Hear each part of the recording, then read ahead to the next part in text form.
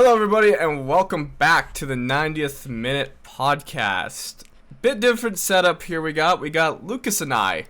That's it. Unfortunately, Greg, Liam, and Matt could not all make it. All for different reasonings, of course. Liam, the typical fraud, he just said he couldn't make it. He didn't have a reason. I mean, he has work, mate. Oh, he has work. Okay, that makes sense. All right, sorry, Liam, I love you. But, yes, everyone, thank you for tuning into this podcast of the 90th Minute. Different week. Definitely international football. No club football, so things seem a bit slower, a bit different, especially with no fans in the stadiums. But before we get into the podcast, sometimes that's the noise you make when you cut yourself shaving with a razor. But, with Manscaped, you need to try this out for yourself. The Manscaped Lawnmower 3.0, here it is, has been beautifully designed to reduce those painful nicks and tugs. Get 20% off by using code 90th and free shipping with the code 90th at manscaped.com. And, of course, it's a beautiful piece of technology. Obviously, Liam is better at showcasing this than I am, but I try my best. But, right, I've used this a couple times. I haven't had any issues, mowing down there, doing the beautiful work. If you're a guy, you understand where I'm coming from. I hope so. It's important to kind of keep it clean down there. So it's beautiful. Use code 90th, 20% off to get the Lawnmower 3.0. They have a bunch of other fantastic products as well, like the Crop Reviver. I've not used this yet. Liam has. He enjoys it. I used the ball deodorant. That was actually, it smelled pretty good. It had a nice scent to it. Obviously, I didn't, go down, but you get the gist, right? Yes, I'm just we do saying. understand. But these are premium products for great prices, and you get a great discount if you use code 90th, 20% off free shipping worldwide. So, there you go. There's your Manscaped little read. And also, we have some big news as well. We are now partnered with an app called Locker Room. Basically, what Locker Room is, it's only on iOS at the moment, but it's live podcasting. So throughout the next couple weeks, guys, you can come join us on Locker Room. And it's kind of like, you join our room, and you can talk football with us. And you can actually talk to us, not just chatting. We can invite you onto a stage where you can voice your opinions and just talk football with us. Download the app. It is called Locker Room on iOS only at the moment. And we'll have a schedule posted on our social medias, Discord. And speaking of Discord, don't forget to join the Discord as well. The link will be in the description of this video. If you're on audio, well, you know where to find the link. So, check us out on Locker Room when we do go live on there. It should be a lot of fun. The sessions should be maybe an hour, so you can kind of come and get to know us. It's kind of like Twitch, except it's just audio. You don't need a camera. It's just a chill time. It's like a radio show almost. So, hope to see you guys join us on Locker Room. That was a lot, Lucas. Yeah, it was. That was a lot to go through. And by the way, you can also follow Woz, Matt, myself, and Greg on Locker Room right now. So yeah. So, and also, if you have any questions regarding football, drop them in the comments below on YouTube, and that way we can answer them for the next episode. Anyways, let's get into the football. Jesus. Yeah. The introduction sometimes take a bit while. So. Of course, but it was World Cup qualifying week. Of course, not too much going on with the club side of the game, but World Cup qualifiers are coming up. They happened this week. A couple match days have happened so far, so why not get into them? Yeah, Lucas, let's start with the European qualifiers for the World Cup. Did you tune into any matches? I tuned into a handful. Nothing. Oh, nice, good. I haven't really looked. I didn't really watch anything really seriously this week because I don't know. A lot of the matches were kind of dull for me to watch, except for maybe one or two. But is there a place you want to specifically start at? There was certainly just a lot. I mean, there was drama, definitely, especially this weekend. During the weekdays, not as much, because, the huge talking point was Serbia, Portugal yesterday, or as we're recording on Saturday, where Ronaldo basically scored, went over the line in the 90th minute, but it didn't count because the defender cleared it. But if you look at the replay, it clearly went over the line and there was no VAR. Yeah. So, well, no, not just VAR. I mean, VAR, I can kind of understand that for some teams. But there was no goal line technology there. Yeah. And no goal line technology at World Cup qualifiers is ridiculous from a UEFA company or whatever you want to call them that makes so much money. They aren't able to make sure there's goal line technology in a stadium like in Gibraltar or something like that. I'm not 100% sure where this match was played, but that is absolutely disgraceful from UEFA, from allowing qualifiers to have no goal line technology.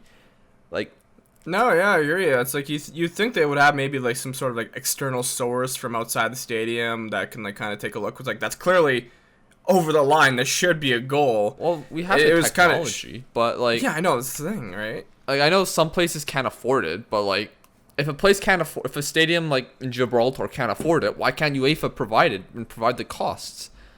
Like, yeah, I know they always want to save money. It's smart for a business to save money in any way they can, but like, you're literally adding more controversy, and I'm pretty sure there's another goal line technology controversy. I don't remember what game it was though. No, yeah, exactly. It was actually played in the Red Star Stadium in Serbia. So what? Yeah, in Serbia. So there's no excuse. Like, yeah, and of course, you know, the Portuguese players are pissed. They were trying to protest. Ronaldo, I think he got fouled. I think he got a card for, you know, being angry. Why wouldn't he be? I think anyone in that position would be pissed, especially in the 90th minute. It was literally the last seconds of the game to win the game.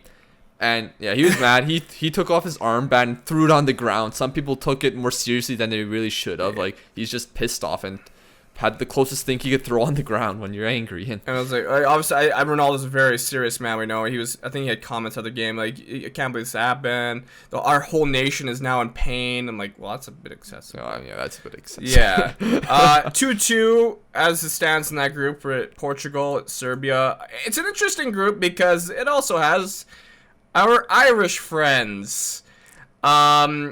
Right, let me go look at the table here. Serbia, Portugal, Luxembourg, Azerbaijan, and Ireland. Ireland are not off to a good start. Yeah, so they first lost to Serbia 3-2. But it was more Saturday's matchup. Got a lot more attention as they lost to Luxembourg 1-0. And Luxembourg, they've been known as minnows in world football for the longest times. They've been improving in recent years. Some better talents coming through there. But not a good look for the Irish. Luxembourg's 1-0 win over Ireland at the Aviva was their first away win in qualifying since 2008. And we get asked a lot, what are our thoughts on the Irish national team, the leagues, and this and that. The honest truth is that, like, from an outside perspective, it just doesn't look good in general. Like, you can't really name a star Irish player right now. Maybe Seamus Coleman. You know, there's Matt Doherty, but there's no one that there's no one really on that team to really drive it, it seems. I think what makes it worse is I think in the last 3-4 years, apparently Ireland, I don't remember, okay, it's a certain time period. I think last 3 years, Ireland haven't won a game. Yeah. Except for 3 times. They've only won 3 games, and that was against Gibraltar twice and Wales once. Those were the only times they've won a game since maybe, I want to say sometime late 2018, but I could be wrong with that. And I know, they had a decent run of form, I guess, before Euro 2016, like 2014 and 2016, they had an okay team. I think they qualified for Euro 2016. I can't remember. I know Northern Ireland did. So they didn't have a bad team back then, but since then it just seems like it kind of got worse. And I think the best person to talk about this is our friend Kyle from TikTok, Little Mush, if you know him. He posted a rant on TikTok. It was like a 3-part, it's like 3 minutes in whole. And I asked him, hey, Kyle, can we have this on the podcast? So here is Kyle basically giving his rant on the Irish team and probably giving better thoughts than we could provide. So take a listen to it and let us know your thoughts in the comments below. And don't forget to drop a follow to Kyle on TikTok, Instagram. He's a great guy. Check him out. Great stuff. And he's a good friend. So here it is. Okay, so let's talk about the Irish national team. About a year ago, I went on a podcast called the 90 Minute Podcast in which I was asked about the Irish football team. To that, I responded that we're shits, the way football's run over here is shit. And basically we use it as an excuse just to have a good time in that because we know how shit we are. After that video went live, I got loads of people like saying, oh, you don't support Ireland, you're not a real Irishman if you don't support. We're going to be great under Kenny, Stephen Kenny and all. Where are you now?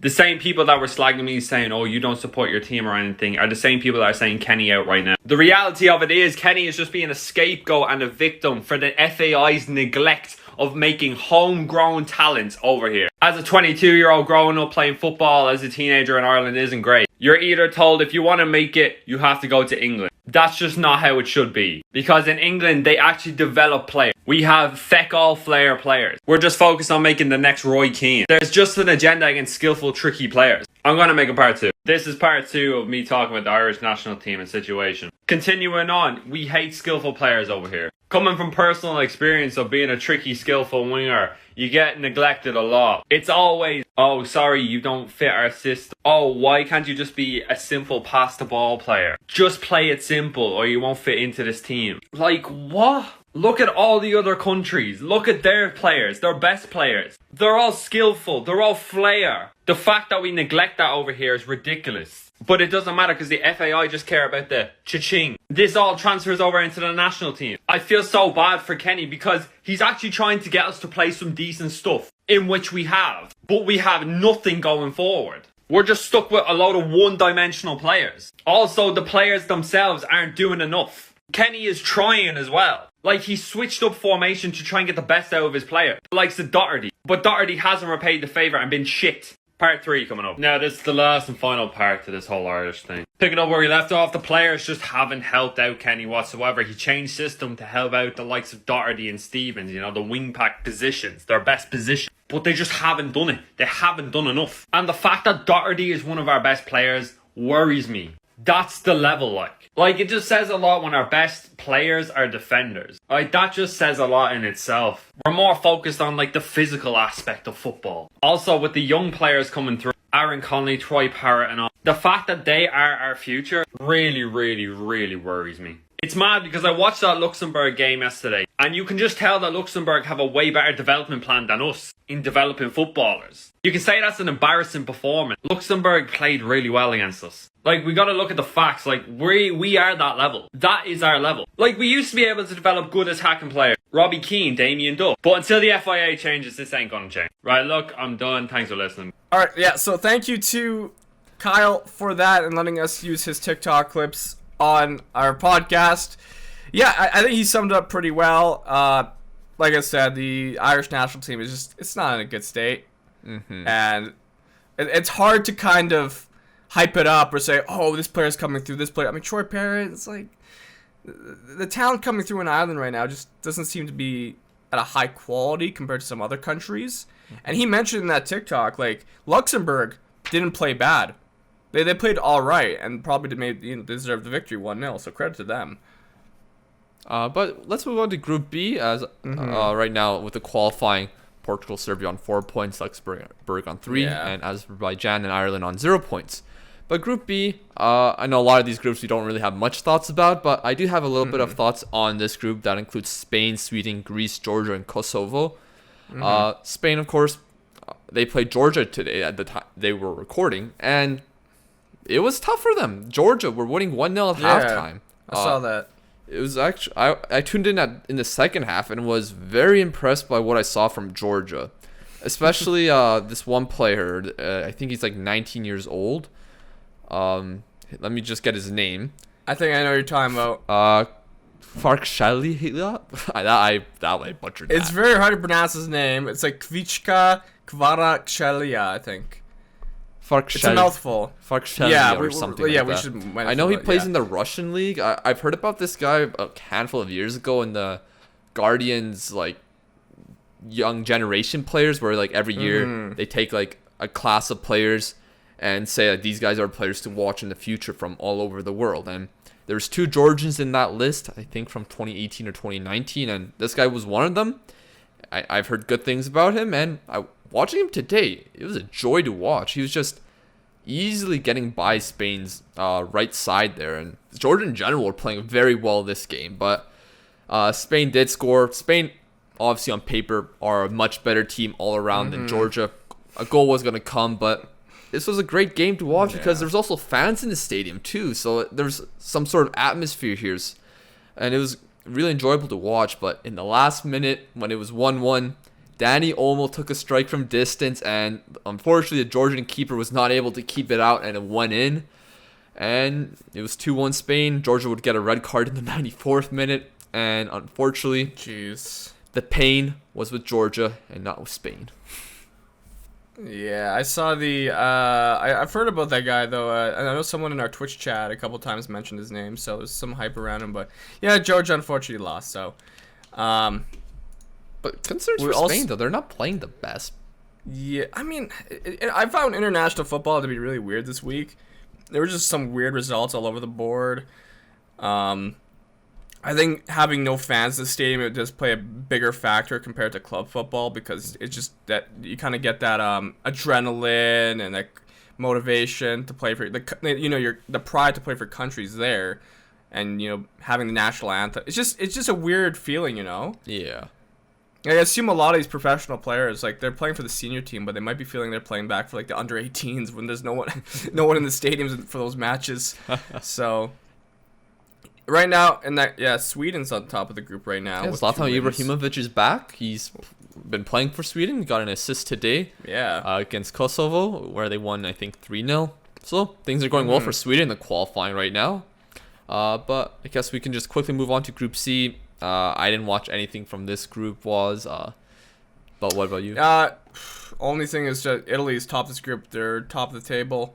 So if anyone has any comments about this group, let us know in the comments below, of course. Northern Ireland is in here. Interesting enough, they played a game this week, right? Yeah. And then they also had a friendly against the USA, which is... Usually you don't have like a qualifier and then a friendly. I mean, these groups are uneven, so like there's obviously going to be match days where you don't have a qualifying game, and I mean, it's kind of normal to have a friendly, I think. Yeah, all right. I'm just especially the USA. I mean, this is the first time the USA has played against a European competition in a while. But we'll get to the US later, since we're just going over the European teams.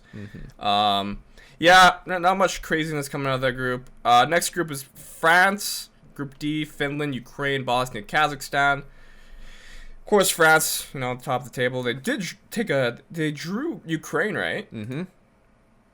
I'm not surprised. I won't lie. I mean, Ukraine are a solid team, to be fair. I obviously didn't get to watch much of this, but Finland, they get points off Bosnia and Ukraine. Oh, nice. I mean, Finland were kind of a little hard done by. They were winning against Bosnia towards the end, but Bosnia got a goal there.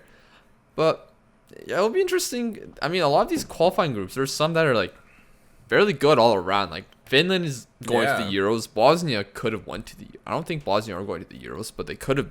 They were close. And of course, France and Ukraine are going to the Euros, and France is the World Cup champions. So interesting to see there. There's some interesting. I didn't know Anthony Martial got called up to France the way he was playing for United. I didn't expect him to get called up, but he didn't look terrible from what I saw. He was actually getting some good plays. So well done to him. But Group E, of course, France is on top with 4. Finland, Ukraine are tied with 2, and Bosnia with 1 point, and Kazakhstan with 0. Group B includes the Czech Republic, Belgium, Belarus, Wales, and Estonia. And the Czech Republic got a huge result as they drew Belgium 1-1. That's actually a huge result. Jeez. Yeah. I guess don't sleep on the Czechs. I mean, Czechs are going to the Euros. Czechs have some good talent coming through. I think they're definitely a good team to pay attention to for sure. Belgium got their revenge over Wales over Euro 2016 with the victory over them. Belarus got a victory over Estonia. Estonia will be the whipping boys in this group, unfortunately for them. A few more groups, lots of groups, but Group F, Denmark, they gave Moldova their biggest loss in their history, defeating them 8-0. Yikes. Jesus, man. I remember, I think it was a couple, a year ago. Yeah, over a year ago. I remember when Moldova played Andorra, and they just have very similar colors. It's just weird. But also, yeah, Scotland's in that group. Liam, they have right now 2 draws. Interesting. That's a tough group when you look at it. I mean, Scotland, they played Israel for like the 9,000th time in the world. Yeah, I swear, I feel it. This does feel like that. I mean, they played each other in the qualifying in Euro 2018. I mean, Euro 2020. They played each other in the playoff, I think, or something like that. They always just play against each other. But, of course, Austria, they were playing the Faroe Islands today, and at one point it was 1-1. And that would have been an incredible result if the Faroe Islands could manage to hold that off. But Austria got the win in the end there. Of course, Denmark first place with 6 points, Austria in second with 4, Scotland with 2, and the rest of the teams, Faroe Islands, Israel, and Moldova, have 1. Interesting. Hopefully Scotland goes through for Liam. But Group G then, this is where things got a little interesting. You have Turkey, Montenegro, Netherlands, Norway. So a lot of interesting teams, good teams. Turkey right now on top. I think they beat the Dutch like 3. Yep. Burak Yilmaz with a big game. Yeah, 4-3 victory over the Dutch of Burak Yilmaz hat-trick. Yeah. That man is just getting better with age, it seems. Honestly, yeah. And they also, kind of took down Norway quite easily, honestly. I think it was... when I was watching, it was 3-0, and like at that point, like Norway were more dominant with the ball, but they were already 3-0 down. So I think Turkey are looking very good and could very well qualify. The Netherlands are not looking that good right now. Frank de Boer, there are some bad signs with him early on. Then Netherlands defeated Poland, so I mean, I'm like, okay, you beat Poland, maybe you're not that bad. But let me just look at his lineup right now. The Dutch were playing Depay up front, Wijnaldum in the middle, Bourgeois, Malen, De Jong, De Roon, De Ligt, Blind. So, I mean, not the worst lineup in the world, but just credit to Turkey for having just a better game. You think on paper they'd be the better team, but yeah, of course we weren't able to watch a lot of these games, but like I think it's interesting to know what's going on. Montenegro 6 points so far, though. That's good for them, but right now both them and Turkey are first place in this group with 6 points. Netherlands and Norway are 3, with Latvia and Gibraltar with none. But I was gonna mention that. I think the big storyline from that group was how Norway is one of the first couple countries now starting to boycott the Qatar. Well, kind of not boycott, but trying to send a message. I think Lucas and I will try to delve into that a bit once we clear out all the groups, because there's been a lot of talk around Qatar right now. So but moving on to, I swear it's like the Baltic group. It has Russia, Slovenia, Croatia, Slovakia, with Cyprus and Malta in there. Malta got a huge result against Slovenia. No, not Slovenia, Slovakia. Slovakia is going to the Euros, I'm pretty sure. Yeah, and that's an incredible result for them. Russia, things are going well for them. But Croatia, who did they lose to? Croatia lost to Slovenia. Jeez. 1-0. And then Slovenia, I mean, not the ideal result you want from Croatia. And they only beat Cyprus 1-0 too. Yeah, that's what I'm saying. Like, the results in general with international football this week, especially in Europe, has just been so weird. And just having no fans the same, I think it's kind of made an impact, and all the whole COVID. It's just different. And the only thing I saw come out of that group was Luka Modric crying because he was celebrated for being one of the most capped players in Croatia. So that was nice. I mean, it's incredible how many talent Croatia can make despite the small population they have. But of course, World Cup qualifiers haven't gone well for them so far. Russia in first with 6, Slovakia, Croatia with 3, Slovenia and Croatia with 3, Slovakia with 2, with Cyprus and Malta with 1. We'll skip Group I for a second, Woz. We'll get into that in a second because Poland is in that group along with England. But Group J, Germany got a victory today over Romania. I heard a lot of people complain about Leroy Sané as he would not pass the ball, but I heard he was having a good time on the pitch. But Germany first place with 6 points. Armenia also getting some victories. They defeated Iceland, I believe. Oh, wow. So they're up there with 6 points right now. North Macedonia. That just looks like the easiest group in the world for Germany. I'm sorry. I mean, Romania and Iceland are decent on paper. Yeah. But yeah, Germany should have a good time with that group. In all honesty, I was thinking about Germany's their kits. Those away kits were very nice. Yeah, they're also one of the other countries with the human rights. Yes, them, Denmark as well. I know the Swiss talked about some stuff as well. Let's just get into Group I, where England is top of the group right now. Poland is now in second, Hungary in third, Albania, Andorra, and San Marino, who have not conceded more than 10 goals in the game yet. So, but Hungary tied with Poland because that was a crazy game. I mean, okay, if you're new to the podcast or new to us, Woz and I are both Polish, unlike the rest of the guys in the crew. But yeah, I honestly didn't find this game that good, despite it finishing 3-3. I mean, of course, Poland were losing 2-0 at one point, which the game got a bit crazy after the 60th minute when Poland made their subs and just an instant impact from Jóźwiak, who got an assist and a goal in a matter of like a minute or two. Yeah, he's actually been pretty decent for us. I'm impressed by him. Yeah, I'm always again today when we were playing Andorra, I think he's one of the more impressive players in Poland. Yeah. I think he does have some flaws to his game. He's quite one-footed, but he's able to beat a man. And he has a good delivery on him. Honestly, right now, I don't have any expectations of the Polish team, considering they just got a new manager. So he's just kind of trying to figure out how this team plays, who his best players are, aside from Lewandowski, and just kind of getting a feel of the team, how he can play and deploy this team. I think these first couple games are gonna be interesting for him. Were you able to catch any of the Andorra match? Yeah, I watched that more than Hungary. Unfortunately, I just couldn't find a good live stream for Hungary. But Andorra, I was good. I like the way Poland was set up. They scored some nice goals, I'd say. Good creativity. Pressing was good. It's Andorra, so it's a 3-0 victory, and we just dominated. So yeah, I mean, I didn't really enjoy the game that much. If we look at the stats here, Poland had 57 crosses. 57. Oh, I didn't hear that part. Okay, there was 57 crosses. Poland had 57 crosses in this game. That is insane. Right. Yeah, I don't. What? Why would you cross that much? It's just get the ball. Because from what I understood from what I saw from this game, like Andorra, they're gonna sit very deep. Yeah. Like a lot of smaller teams I think they're trying their best not to get blown out like this. Like Moldova got blown out by Denmark. So the best thing you can do is try to defend and try to get the best result you can. And Poland, I mean, they get a lot of space with crossing the ball, and they have more quality in the air compared to Andorra. But it was very difficult to break down a deep. Two lines of four down there that were sitting in the 18-yard box, but still not a good game to watch in my opinion. I didn't have a great time. Yeah. I had to take a nap at halftime because I was falling asleep.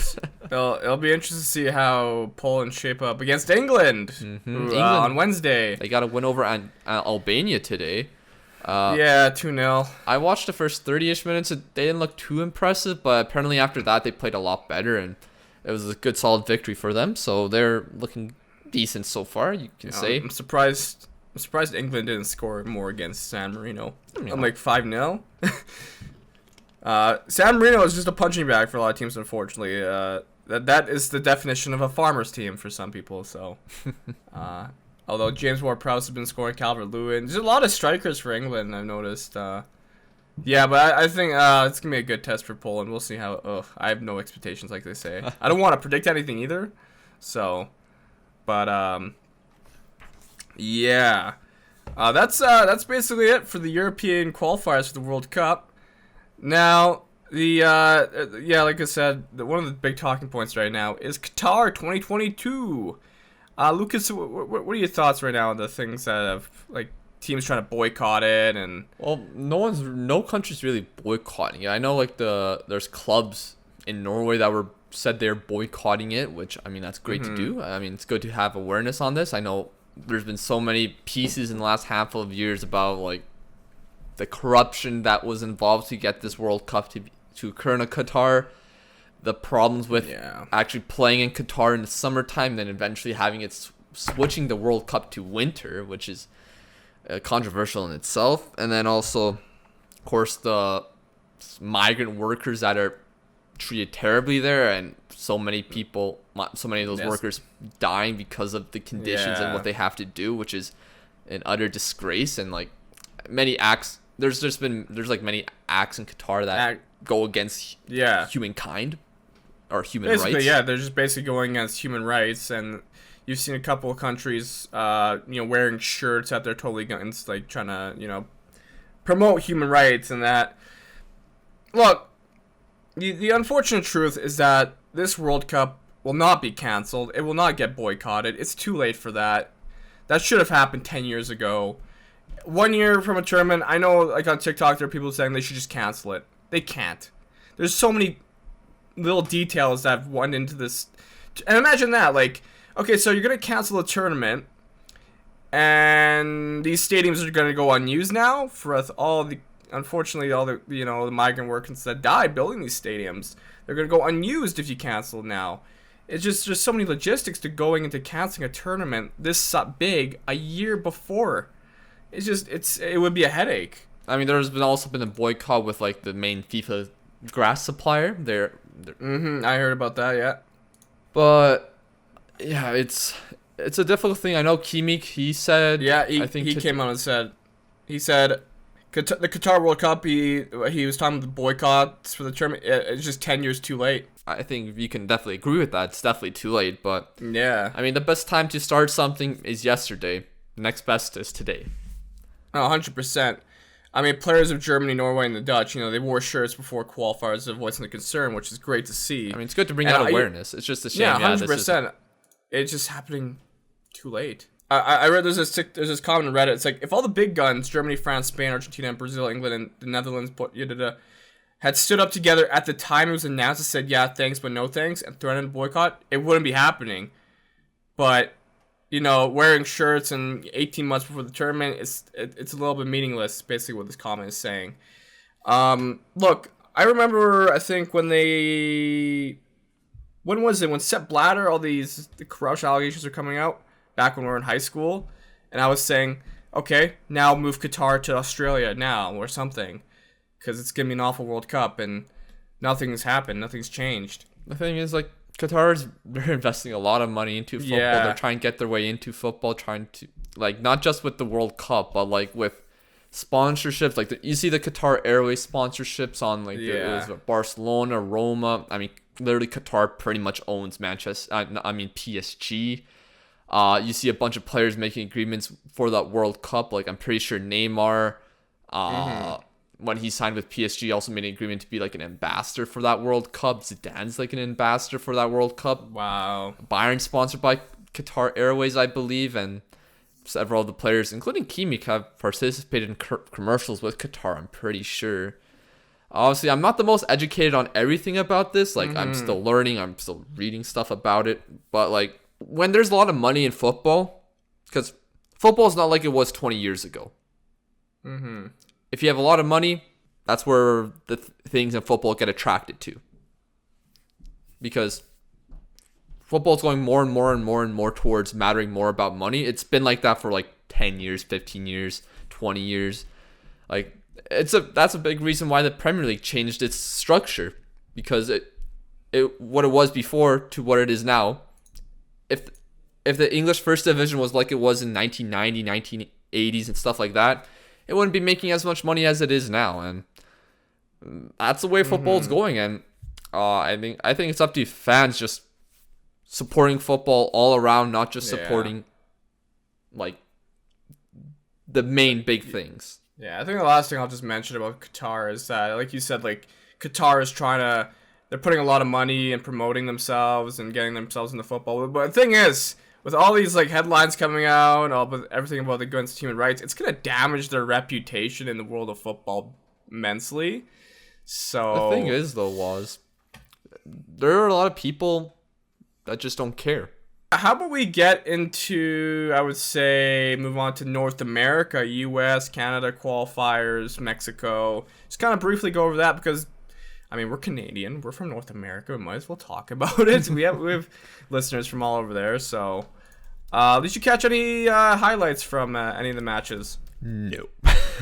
No, you didn't keep an eye on it? No, I wasn't really. I know Canada won. I know their game today got postponed to tomorrow, but yeah, I haven't really been paying close attention because Canada are playing against teams they should be beating, and the real importance of the qualifiers really from our perspective, won't matter until the next stage, and hopefully Canada can qualify for that stage. Yeah, I tried keeping up. I watched the highlights, obviously. I just signed up for One Soccer today. It was actually, a good layout, so. But obviously, as Canadians, we have an easy group, but it was just nice seeing Alphonso Davies and the new boys playing together. I mean, no Jonathan David, but he played obviously well. It was Bermuda. I mean, what else are you going to... It was a 5-1 victory. Some great plays, don't get me wrong. Davies, who's the star, but I would say the Canadian national team is just looking better than ever, I'd say. I'm really liking what's happening. I think this is the best team we've probably assembled ever, and we're just getting started. So yeah, and the important thing is to win this Group B. Of course, and there's a tournament that follows this. I think a knockout stage or something like that. Yeah. And I know Canada would potentially play Haiti in that, if that does happen. If they do get first in their group, and if Canada gets first in their group, of course. Which Canada and Haiti, not the best history. Canada losing to Haiti at the Gold Cup in 2019, was it? Yeah, I wasn't a fan of that. That was not fun. Yeah. Of course, there are still some decent teams like Panama. They're a good team. They've qualified for a World Cup. Curacao are not that bad, honestly. El Salvador. There's teams in Trinidad Tobago. They've been in a World Cup, granted 15 years ago, but they defeated USA, prevented them from going to a World Cup. Honestly, I know, I think the bigger tournament right now in North America is there's more attention going around with the Olympic qualifiers, not so much World Cup, because I mean the U.S.'s main team is right now. They beat Northern Ireland 2-1, so they're all the way in Austria. But coming up soon, we will be having Olympic qualifying. Honduras takes on the U.S., and I think Canada takes on Mexico. So I'm actually excited to check out these matches. I would love to see Canada's U23 team go to the Olympics, of course. It'll be tough to beat Mexico. Canada actually has some alright players. One player that comes to mind that a lot of scouts are probably watching is Tajon Buchanan. I think that's a player that people should kind of keep an eye out for. Let me just take a look. Yeah, Tajon Buchanan, he plays for New England Revolution. And apparently he's probably one of the best prospects Canada has right now. How old is he? He's right now 22. So, and there's been some actually good hype around him. So, like I said, keep an eye on him. Apparently there's clubs scouting him right now. He's playing forward, but I know he can play kind of midfield, kind of like Davies almost. But this reminds me of past Olympic qualifiers because I just saw the semifinals for that. Oh God! Canada versus Mexico. I just remember one year Canada making this stage again for Olympic qualifying because it's not always guaranteed to get top 2 in your group for this. And Canada, because I remember one year Canada, they defeated the United States in their group, and that was a huge deal for the under-23s at the time. I think this was for the 2014 Olympics. Yeah. But Canada defeated USA in their group. But they got the advantage to play Mexico. Jeez. And they played Mexico and they got smoked. So here's the thing. Here's the thing how Olympic qualifying. It's like 2 teams from North America qualify. So if Canada somehow beats Mexico in the semifinal, they go to the Olympics. And if US beat Honduras, US go as well. So 2 teams go, which is kind of cool. I just don't think Canada will beat Mexico in 4. I want them. I'd love to see Canada in the Olympics, even though the Olympics would be kind of weird as well. Yeah, what I was talking about was for the 2014 Olympics, or was it 2014 or 26? Or no, sorry, it was for the 2012 Olympics. And Canada defeated the USA 2-0, got second in the group behind El Salvador in goal difference, and then they played Mexico and lost 3-1. It was 3-0 by the 50. Oh, it was actually 1-1 at one point, but yeah. That just sounds like every time Canada plays Mexico, it just always goes poorly. Yeah. I remember when we played Mexico a couple times in Vancouver and we just got lost 3-0. I was like, oh. Mexico's just a better footballing country than Canada, and nothing wrong with that. All right, so before we get into questions, I was gonna mention some stuff I found on the internet and Reddit last week. Our friend Pav, he retweeted this kind of thing, Lucas. I don't know if you saw, but it's about Haaland. And people are always saying, "Where's he gonna go? Is Real Madrid gonna buy him? Is PSG gonna buy him, or whoever?" Well, this guy on Twitter, he had a nice little thread. I'll kind of try to go over it. He's said, "I'm tired of explaining simple economics on Twitter. People are just unable to understand how multi-dimensional football really is. Selling Haaland 1 year before his release clause to earn 30 million or even 50 million is not that interesting." And he was basically going on to say that Dortmund is no longer looking to become a talent factory where they actually want to compete for titles in Germany. They actually want to build a team maybe around Haaland instead. If that goal is, they would probably sell players like Sancho, or to maybe build a team around Makoko or Reina. Oh yeah, basically, like I read that thread as well. Like Haaland, it's very widely reported that he has a release clause in 2022 for like 70 something million or 80 million or something like that. And Dortmund, and people are thinking, oh, they could sell Haaland for 120 million, but Dortmund went out and made a statement. Well, not a statement, but according to reports that they're asking prices like 180 million euros, where people expected like 120. But Dortmund don't need to sell Mr. Erling Haaland right now because he's got time on his contract, and the reason why they wouldn't sell him is that he provides a lot of value to them because he's a great player and can help them make a lot more money in the Champions League, which they've been making a lot of money this year in the Champions League thanks to him and other players on the team. And of course, I like this. He put out this one tweet. It's like, to simplify things to all those who can't understand it, unless missing out on the UCL is going to put them in a financial crisis for Dortmund, it's much safer to keep Haaland and aim for top 4 next year than it is to sell him and miss out for 2 seasons on the UEFA Champions League just to get 30 million more. Yeah. So, I mean, like, do you think Raiola would try to get him out, though? Like, did you see that?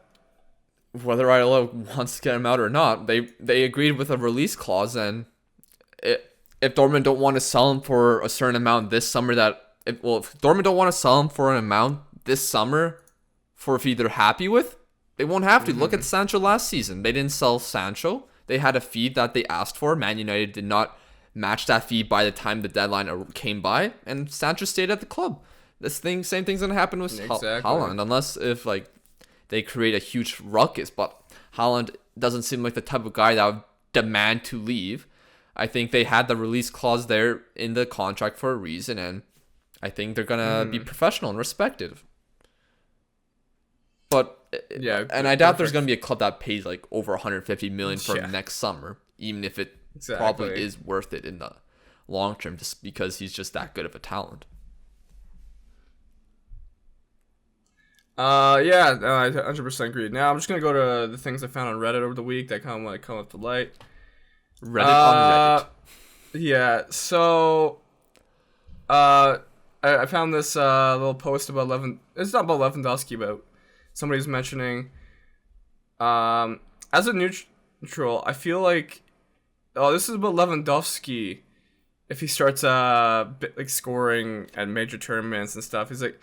This guy says, as a neutral, I feel like he's been disappointing in big tournaments recently, but that's not all his fault. Also, imagine if Poland was able to keep Klose and Podolski playing for them. Always remember that from 06.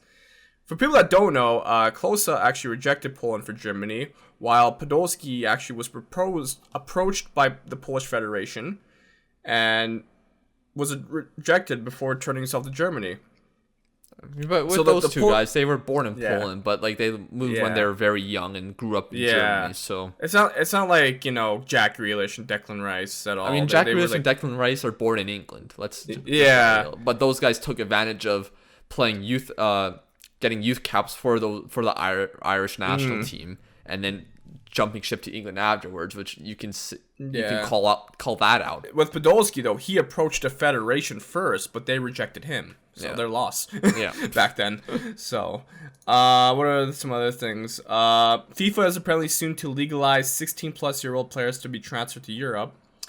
And apparently this is bound to financially ruin South American teams who depend on European transfers. Once again, FIFA proves that it gives no shit for the sport outside of Europe, apparently.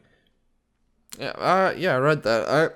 I'm a little conflicted with that as well. I think It's tough because in the past, a lot of players got players illegally to their clubs. Like obviously, Chelsea, Barcelona, Atletico Madrid, they've all gotten transfer bans for bringing in players that are either too young or too far distance away before the legal age. I think it's a difficult one because I think this would be beneficial to some places, like the development of improving national teams in places like Africa or Asia to get their players in Europe in a better way. But it does hurt the clubs because players could leave South America clubs like in Brazil and Argentina before they sign their first professional contract, which could cost those teams a lot of money. Because we've seen Brazilian clubs sell players for a bunch of money in the past, but we'll see what happens with that. I don't know if that's a for sure thing that's going to happen or if it's just a rumor. Just small things here. Apparently Marquisio said, I don't know why Juve is in such a winning cycle. They did not win the Champions League. I'll never be able to explain it myself. Marquisio, I think it's just simply because there was a few teams that were just a little bit better, like Barcelona, MSN, Real Madrid. Yeah. You played against two of the best players of all time in two of those finals, so that's a little unlucky. Apparently, Hunis, what's he at Bayern? CEO? It's one of the big roles, Uli Hoeneß. Yeah. Apparently, he admitted that Bayern once tried to sign Ibrahimovic. They had talks, but his wage demands were godlike, apparently. Well, funny you mentioned that, Woz, because I started reading this Zlatan Ibrahimovic book. Oh, wow, okay. And I'm only like 90 pages in, so I haven't read the whole thing, but very interesting book so far. I for sure recommend anyone reading it to read it, but like those famous Zlatan quotes that come out, like people mention in lists or stuff like that? Yeah. See, there's a bit more to those stories than meets the eye. Oh, really? Like, the one where it's like they asked him about his like engagement or his wife, and he says she's got Zlatan or something like that. Yeah. Well, basically, he said that, but that was about someone he engaged to when he was still at Malmo, and they ended up breaking their engagement in less than a year. Just sounds sad. Well, I don't know. Yeah. Apparently, Zlatan got convinced by a friend that you have to get married within a year, and he's like, no, and just broke it off. And that's a good idea. There was another one where a reporter asked him, like, what players do you compare yourself to? And he says, no one. There's only one Zlatan or something like that. I guess it's an alright mentality to have. But then, he literally said, he regretted saying that right away because he knew people were going to make headlines about that. Zlatan has said things just interesting lad. Anyways, I think it's time for questions, Lucas, and sure, the TikToks. Go. I'll go get my phone. Yeah. Here's an unpopular opinion that I thought was interesting. Players that play during the old times are overrated. There are obviously some exceptions, but most of them don't deserve the credit they have. What do you think of that, Lucas? I think that's cap. I think football is a completely different time back then. Of course, if you put some of those players into football now, then they might be a bit out of place. They might not fit in that well. But that's because football was so different. The tactics were so different. The training was so different. The sports science was so different. I bet if some of those players, a lot of those players, if they got the professional training that we have nowadays in football, they'd still excel. They'd be maybe be different players to what they were back then, but they'd still excel. And there's a reason why it's very dumb to compare different generations, because football in the 80s, football in the 60s, football in the 40s, football now is a lot different from each of those generations. And I think you got to look at football based on the perspective of what it is at the time. And I think those who dominate during each eras deserve all the credit they get because they dominated a time when no one else was dominating it. No, I best agree with everything you said. He mentioned anything before the 70s, but Like you said, if they had the same training, sports science, nutrition, just so many different factors nowadays that make players excel. So I like, it's like the saying goes, if great players can excel in any generation. Simple as that. Messi won the Ballon d'Or in 2019 because his name is Lionel Messi, apparently. 2019 Ballon d'Or? Yeah, apparently, yeah. Was that the one where he won it over Virgil van Dijk? Yeah. Can you check the guy's profile picture? He's got Ziyech. Oh, Ziyech. Yeah, so I don't know. Messi had an excellent season that year. It's just very rare to see defenders win the Ballon d'Or nowadays. I think it's simple as that. I think of course Van Dijk won the Champions League, but it's not like Messi had a bad season that year. Like what was his numbers for 2018, 2019? I'll get those out very quickly here. Messi won the European Golden Shoe that year with 36 goals in La Liga, 51 goals in 41 matches, contributed 19 assists, contributing to 70 goals in one season. That's ridiculous. Of course, Virgil van Dijk had probably one of the best seasons for a center back in recent memory. I can't deny that for sure. But just because Lionel Messi didn't win everything in a year, he still had incredible numbers. Those are numbers that you won't see from many other players in the history of football. Yeah, no, I think you just spoke absolute facts with that one, because if Messi wins a Ballon d'Or, I think he deserves it. And this is coming from a Liverpool fan, by the way. Yeah. I'm a big fan of Virgil van Dijk. And they still won the double that year, too. Is Jose finished in modern day football? I would say no, but I think he should be managing a club that's a bit smaller than Spurs. I do find his tactics to seem a bit outdated and slow at times. I think he just hasn't adapted well to modern football in maybe the last 5 years. But Lucas, what do you think? It's a tough one. I think Jose Mourinho is definitely one of the best managers of all time. I think, of course, football has a shelf for everyone, no matter if you're a player, a manager, anything like that. And I thought we were going to see some different style, a different Mourinho at Spurs, but a lot of the time we've seen quite the same thing, though, going for the 1-0s, but unfortunately that doesn't always work all the time when you don't have the best defenders in the world on your team. I think he needs to realize that he either needs to change something up, or you might have to try national teams in the future, because I think he would work very well in the national team format. I think incredibly, honestly, but club level, it's very difficult to see him having a long-term future in it. And I know there's a manager in Italy for Fiorentina, Prandelli. He was known as a pretty good manager back in the day. He was the Italian manager at one point, but he literally resigned from Fiorentina just a week ago because he says football's flown by him and it's no longer the sport. He's no longer with the sport that he once loved. And interesting. Yeah. A little sad thing about that, but it's you got to respect someone admitting that. But some people are sometimes too ignorant to admit that. But I'm not saying Jose's completely finished. I just think he needs to adapt. I think he's still a good manager. Teams. He's got good ideas, but I think how you worded it was pretty good. Next question is from Freddie. If you guys were a young talent, who would you want to play for? Love the vids. Dortmund? Ajax? I'm not going to name United like my favorite team, but I think anywhere that would develop me the best. So I think Dortmund, Ajax. There's two sides. Bayern maybe. Bayern, yeah. Because you could go to a big team like Bayern, City, PSG. They developed lots of good talent. Like even Liverpool, they develop good talents, and even if you don't stay at those clubs, you can get sold to another good club and continue your professional career quite well. But for myself, I would prefer joining a club, developing at the club, going to that club's first team and developing even further and potentially helping them improve as a club.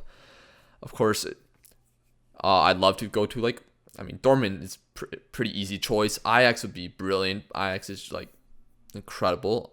Even if you develop at a local team like Zlatan Ibrahimovic, I mentioned I read his book. He developed at Malmo, which was a close club to where he grew up. he ended up getting sold for a record sum in Sweden, 6 million pounds to Ajax, and he ended up helping his club significantly, who were just a year prior in the second division of Sweden. So, like, it depends what your perspective is, but of course, I'd like to go to a club that isn't the top in the world, but can definitely develop and become a competitive team once you reach the first team. And of course, I want a clear path to that first team. Yeah, yours has been more in depth than mine. I like that. All right, here's a unpopular opinion that I think a lot of people have. I know Liam might have. Pep Guardiola, he wouldn't be as successful if he didn't have money. I don't know. I think that kind of discredits how talented and genius of a manager he is, though. I mean, there's been plenty of managers who stepped into, Bayern or City and just didn't create the records that he's created. Even Barca. Like, no one's been able to kind of replicate what he's done. So, sure, he's been given a lot of money, but what he's done with that money is something that not many managers have done, I guess. I think you gotta look, club by club basis. Like, Barcelona revolutionized the game there. Incredible team, probably one of the best teams of all time there. And yeah, since then, Barcelona, they had won a treble with Luis Enrique, but they also had probably the best front three in all time in that team as well. But then you can argue that Barcelona with Pep had the best midfield of all time. But it's a tough one. I think Pep Guardiola... Here's the thing. I think he'd still be able to get the best out of his players and, do well, but he wouldn't be getting maybe the same results. I mean, like, for example, if he went to United instead of City, I think he would have a lot more troubles just due to the fact that United's recruitment system is not as strong. I think it's just the fact that Man City's recruitment is one of the best in the world. Same as Bayern, right? So I still think he can go to, like, maybe a slightly smaller club and do well. Realistically, the more you spend, the better your team should be doing. Mm-hmm. That's how it generally works. Sometimes, of course, it doesn't always work that way. Teams spend money poorly. Teams are poorly managed a lot of the time. But I think Pep Guardiola, I mean, technically, you could make an argument that he did do it with money, with the amount spent on players. But of course, you have to manage what you're given with. And I think every time he's received the players that he's needed, he's done well. So I think that deserves a lot of respect. Interesting. That's a cool question. What is the best Champions League runners-up team? Well, I mean, I think Lucas and I were just gonna go based off recent memory. I mean, some of the Juventus teams and Atletico Madrid are probably up there. Yep, Atletico Madrid for sure. Yeah, I think they deserved at least one of those Champions Leagues, especially the second one. Juventus, I don't think they were deserving of winning either of those games, though. I think they were outplayed. I mean, of course, I always loved that Dortmund team that made the final, but I think Bayern at the end deserved that victory. Or if anything, I think you could say maybe Bayern's team in 2012 that lost to Chelsea. So that was an interesting year. Very interesting year to say the least. Ferguson's United team that lost to Barcelona, I would say. I mean, you guys in just 2009. You got outplayed. But I want to say 2009 though. I mean, you still weren't the better team, I don't think. I know, but I think it was still like one of Ferguson's best ever teams. Sure, yeah, for sure. One of your best ever teams. Yeah. I'd say 2008, Chelsea probably should have won that final because Terry slipped when they needed him to score. I prefer not to speak. 2005, AC Milan were up 3-0, blew a 3-0 lead. Yeah, a bit bad there, There's a couple out there, but it's hard to pinpoint just one. Valencia, they lost back-to-back finals one year. I mean, yikes. Leverkusen, I mean, the final they lost to Real Madrid. They lost like every final that year. But I think the ones we mentioned early on were probably the strongest candidates, and probably more of recent memory too. Does Portugal have a chance of winning the World Cup? I think so. I think this might be one of the strongest teams. This is like Portugal's golden generation almost, with Cristiano Ronaldo at the end of his career. So if it gets cancelled 2022, I mean, Ronaldo's not going to have a chance of winning a World Cup. But Yeah, what do you think, Lucas? I mean, Portugal, they're developing fantastic talent, not just at Benfica, but also at Porto, also at Sporting, and even Braga, I think, are developing some guys too. There's Portuguese talent being developed everywhere there. Portugal changed something with their development in the last 10, 15 years or something, because the Portuguese generation from like 2011 to 2016 were not the best players on paper all around the field. Granted, they did win the Euros, which was an incredible feat, but like, you compare guys like Eder, who came off the bench and scored in that final, to guys they're developing now. Like, Andre Silva was considered a bust, and now he's playing fantastic this season in Bundesliga. You got Diogo Jota. You got Pedro Gonçalves from Sporting. I think I said that might not actually be his name, but I hope you know what I mean. They're developing defenders like Ruben Diaz. He's freaking fantastic. He's been one of the best in Europe. Like, compare that to Font from the 2016 final. I think all around they're just developing fantastic players that are going to be a mainstay in the national team for the next 5-10 years. Now, they don't have, well, they could have someone elite world class level, like maybe not as good as Ronaldo in the future, but João Felix. Well, it'll be interesting to see how his development comes. No, I agree. Yeah, I think Portugal will probably be up there. Hopefully, they can go to like a semifinal at least. Imagine Portugal, Argentina. We need that in football. Yeah. So Lucas, here's a question. Guys, U.S. has one of their best teams in years, but let's not get ahead of ourselves. The U.S. will probably not get past the group stage. I think it's kind of unfair that a lot of people are doubting the U.S. and the way they've been able to bring in very good youth talents in the last couple of years. Like, I don't know why people have this perception that right now the U.S. is still going to stay as a group stage team. I think they have the talent to go into the round of 16 quarterfinals and go far in a tournament. They've been developing players at a very rapid rate, and I think people need to start taking notice and start respecting it.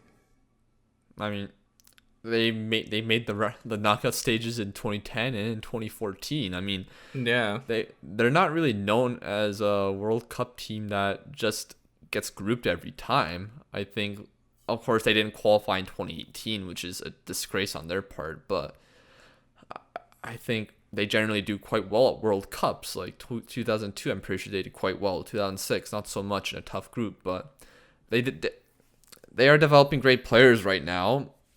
Is it as good as the players they've once had? Well, remains to be seen, but more of them are playing in Europe, which is a good sign.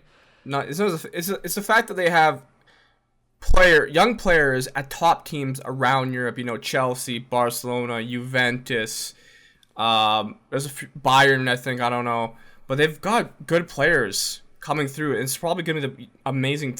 I don't want to say amazing, but to say they're not going to get past the group stage, I think it's a little disrespectful.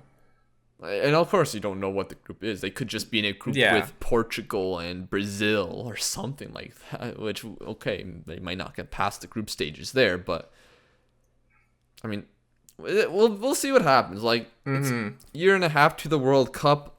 I think lots can change in football, so I'm excited to see what happens. Yeah, look, we're Canadian, right? So it's kind of almost like a neutral point of view when we're looking at the States. Like, we recognize they have great players coming through all across of Europe. If they can, gel together, and apparently this U.S. team is very tight knit. They've got a close bond, which is a good sign for any national team. So, yeah, credit to the States with what they've developed. I think they can be a very strong team in a few years, maybe in 10 years, 2030, for example. They can assemble a very good team as well. I just think they deserve a little bit more respect, and I think people just like to kind of, give them crap just because they're the United States and because of their past reputation and their past history in football. But I think it's going to change. I think the U.S. is going to become a very strong national team soon. I mean, they should be. They have such a huge talent, huge pool of players. Developing players takes time. Like, once a country figures out how to develop players properly, and it's not just academies. It's not just them. It's not just about training them when they're 12 years old. It's more about getting them in love with the game and improving their technique from a very young age of 2-3 years old. Once they figure that out, and the amount of players they have to potentially do that will have that happen to, I think it'd be a game changer for them. Okay, looks. I have a very small last question I found. I like it a lot. I think you'll like it as well. It's easy to answer. What's the best ball of all time? How about let's go with World Cup balls? 2014. Was it the 2014 Bazooka? Yeah. I like that one Okay. the best. Yeah, I think a lot of people agree with that. I mean, the Jabulani is a little bit iconic for us, but a lot of footballers didn't like that one. So yeah. I mean, I think that ball looks cool, but yeah, I say 2014 is my favorite. But what about 1930 was? Like, was it leather? Yes. 1934, I mean- very, very unique ball as well. You know, a lot of people say, you know, one guy said like, oh, old players wouldn't do well. The fact that they're like hitting balls that are made out of leather and scoring pretty good goals with that's quite impressive. So I think players in the 30s and 40s they do fine in this time. I also like the 02 and 06 ball too. I mean, yeah, I don't think you can really go wrong with any football on. No, from I mean, the the history of the Telstar- World Cup. the Telstar from 2018 wasn't really as memorable. So, yeah. But I think that's it. Let's just check YouTube real quick for questions. Ethan asks, do you think one of the CONCACAF teams can make a run in the World Cup in 2022 or 20? They're not gonna win it, Ethan. The talent is just not there, or the quality. But like I was saying before, I think maybe Mexico or the U.S. could surprise some people. I mean, of course, I don't know how far. They can make the knockout stages or even the quarterfinals, semifinals.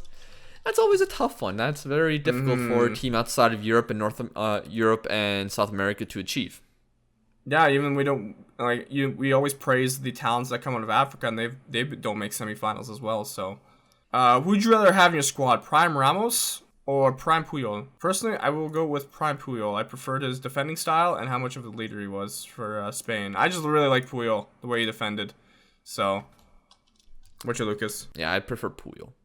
Yeah, I just like the way he defended. Oh, here's a hot take apparently. Tierney over Robertson, and I'm Scottish. Liam should agree, Hamish. This season maybe, but Robertson's just been a little bit more consistent over his career. I mean, he's won a Premier League and a Champions League, been to a Champions League final. It's quite impressive. Yeah, it's not just about one season. I know Tierney's been great in the Scottish leagues, of course, but Robertson has been doing it at the top stage of football for the last handful of years, and I don't think he's having as bad of a season as people say. Like, I think he's been getting a bit disrespected this year. I think if you're building a team and you have the choice between Tierney and Robertson, a lot of people go with Robertson. So, I mean, that's nothing wrong with Tierney. He's a great player. No, I agree. He's been great for Arsenal. But I think we will wrap it up here because this podcast is starting to go a bit longer than expected. So we appreciate everybody who tuned in, and all the love from Matt, Liam, Greg, wherever they are in the world. Thank you everyone for tuning in. Check our social medias, and if you made it this far, thank you. Congratulations. And from all of us in the 9th minute, this has yet been another week in the beautiful game, and we'll check you out soon next time. Soon. I butchered that, but take care, lads.